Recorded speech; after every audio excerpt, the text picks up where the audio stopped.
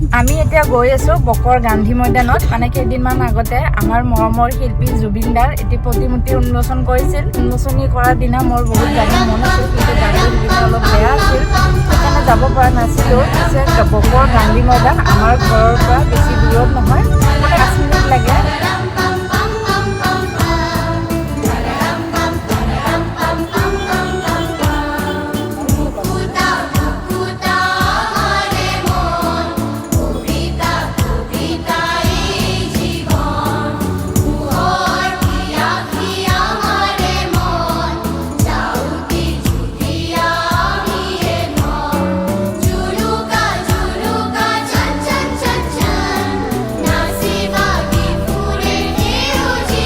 পিছে আমাৰ বকৰ ফালৰ পৰা কোনে কোনে এই ভিডিঅ'টো চাই আছে কমেণ্টত এটা হাৰ্ট দিব নাপাহৰিব দেই। তেন্তে আজিলৈ ইমানে।